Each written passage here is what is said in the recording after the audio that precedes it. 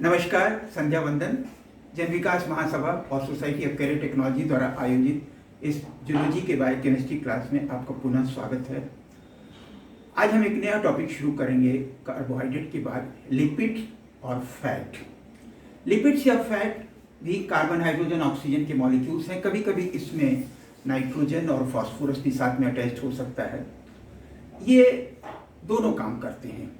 एक तरफ तो ये एनर्जी स्टोर करने का काम भी करते हैं और अदर कार्बोहाइड्रेट से ज़्यादा अमाउंट में एनर्जी स्टोर करते हैं। हमारे स्किन के नीचे जो एडिपोज टिश्यू है उनमें स्टोर होते हैं। और इसके अलावा ये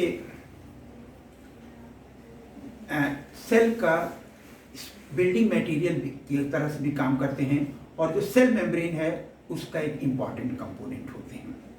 एक्चुअली सेल मेम्ब्रेन बनने में एक समस्या ये है कि सेल के अंदर भी एक्वेटिक एनवायरनमेंट है, पानी है, और सेल के बाहर भी इंटरसेलर स्पेस में पानी है। तो इसके लिए दोनों तरफ ऐसा होना चाहिए कि हाइड्रोफिलिक ग्रुप होना चाहिए, हाइड्रोफिलिक मॉलिक्यूल होना चाहिए। लेकिन हाइड्रोफिलिक मॉलिक्यूल जो होगा वो पानी में डिसॉल्व भी हो जाएगा, वो स्टेबल नहीं होगा। और हमें ऐसा भी चाहिए कि वो स्टेबल भी हो। तो इसके लिए क्या होता है कि सेल में जो भी अधिकांश लिपिड्स या फैट्स पाए जाते हैं वो उनका एक हिस्सा तो हाइड्रोफिलिक होता है और एक हिस्सा हाइड्रोफोबिक होता है। तो बीच में जो हिस्सा होता है हाइड्रोफोबिक, उससे स्टेबिलिटी आती है, और दोनों किनारों पर हाइड्रोफिलिक एंड होते हैं जो कि वाटर के साथ मिक्सिबल तो होते हैं लेकिन उसमें डिसॉल्व भी नहीं होने देते हैं। एक बात, अब लिपिड्स कार्बन, हाइड्रोजन, ऑक्सीजन के मॉलिक्यूल्स हैं जो पानी में सॉल्युबल नहीं होते हैं। Organic solvents ether, chloroform, benzene इत्यादि में सॉल्युबल होते हैं। और ये लिविंग टिश्यूज से एक एपरेटस होता है जिसे कहते हैं सॉक्सलेट एपरेटस। तो सॉक्सलेट एपरेटस को यूज करके ये और ऑर्गेनिक सॉल्वेंट्स को यूज करके एक्सट्रैक्ट किए जा सकते हैं। अब लिपिड्स को कई तरीके से क्लासिफाई किया जा सकता है। एक तो तरीका है कि अधिकांश लिपिड्स जो हैं अल्कली के साथ ट्रीटमेंट के बाद सोप बना लेते हैं, साबुन, और जो बना लेते हैं तो इन्हें सैपोनिफाइएबल कहते हैं। कुछ ऐसे हैं जो सोप नहीं बना पाते हैं तो उन्हें नॉन सैपोनिफाइएबल कहते हैं। दूसरी एक और कैटेगरी है जिसमें simple lipid, compound lipid and derived lipid. Simple lipid में जनरली दो कैटेगरी के मॉलिक्यूल्स हैं। एक तो फैटी एसिड्स, और फैटी एसिड्स जो हैं वो दो तरीके के हो सकते हैं। फैटी एसिड जिसमें कि COOH ग्रुप होता है। अब इसमें जैसे कि आप फॉर्मिक एसिड जानते हैं HCOOH, CH3COOH acetic acid, propionic acid C2H5COOH, butyric acid C3H7COH, लेकिन ये सब वाटर सॉल्युबल हैं। लेकिन C14 से लेकर के C24 वाले जो फैटी एसिड्स होते हैं ये फिर वाटर में इनसॉल्युबल हो जाते हैं। इनमें भी दो कैटेगरी है।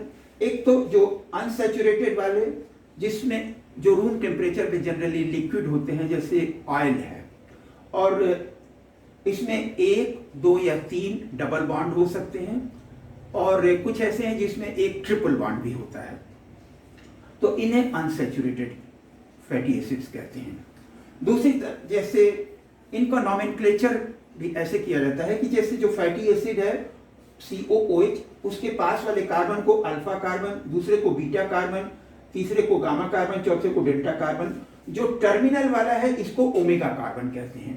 तो ओमेगा कार्बन की तरफ से गिने तो 1, 2, 3, तीसरे और चौथे के बीच में डबल बॉन्ड होता है तो इसे क्या कहते हैं? Omega 3 fatty acid, for example linolenic acid. दूसरी एक कैटेगरी है जिसमें कि ओमेगा कार्बन से लेकर के 1, 2, 3, 4, 5, 6, छठे और सातवें कार्बन के बीच में डबल बॉन्ड है तो इसे ओमेगा 6 फैटी एसिड कहते हैं। कुछ फैटी एसिड्स तो ऐसे हैं जो कि हम दूसरे फैटी एसिड से इंटर कन्वर्जन के बाद बना सकते हैं, तब उससे तो नॉन एसेंशियल फैटी एसिड्स कहते हैं। उससे वो नहीं भी मिले हमें फूड में तो काम चल जाता है। लेकिन कुछ ऐसे हैं जिसे हम दूसरे से इंटर कन्वर्जन के बाद नहीं बना सकते हैं, वो हमें फूड में मिलना ही चाहिए, डाइट में मिलना चाहिए, तो उसे एसेंशियल फैटी एसिड्स कहते हैं। दूसरी कैटेगरी है सैचुरेटेड फैटी एसिड्स, जैसे कि C15H31COOH palmitic acid, C17H35COOH stearic acid इत्यादि। अब ये तो फैटी एसिड्स हुए। दूसरी एक और कैटेगरी है जिसमें glycerol, trihydric alcohol, CH2OH, CHOH और CH2OH, और इनके तीनों अल्कोहलिक ग्रुप से 3 फैटी एसिड्स के, हायर फैटी एसिड्स के मॉलिक्यूल अटैच होते हैं।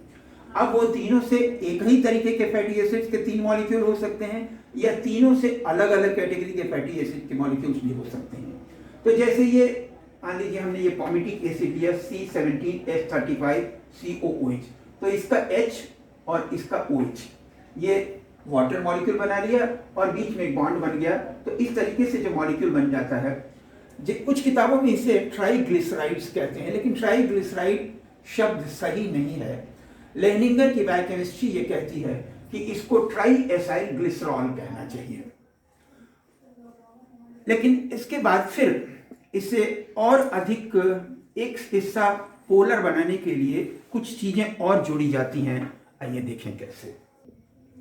कभी कभी ये जो ट्राई एसाइल ग्लिसरॉल था, इसमें बीच वाले एक कार्बन से एक H3PO4 जोड़ दिया जाता है, फॉस्फोरिक एसिड जोड़ दिया जाता है, तो इसे फॉस्फेटाइडिक एसिड कहते हैं। और पुनः इसकी इस फॉस्फेट एनायन की पोलैरिटी और बढ़ाने के लिए कुछ और मॉलिक्यूल्स अटैच किए जाते हैं। जैसे आपने देखा होगा एक मॉलिक्यूल है इथेनॉल, CH3CH2OH। इसमें यहां पर हाइड्रोजन पे एक NH2 ग्रुप अटैच हो जाए तो इससे बनता है इथेनॉल अमीन। इसके अलावा एक मॉलिक्यूल है कोलिन। कोलिन में क्या है, CH2CH2OH और एक तरफ N, उससे 3 मिथाइल ग्रुप जुड़े हुए हैं, ये पॉजिटिवली चार्ज है आयन।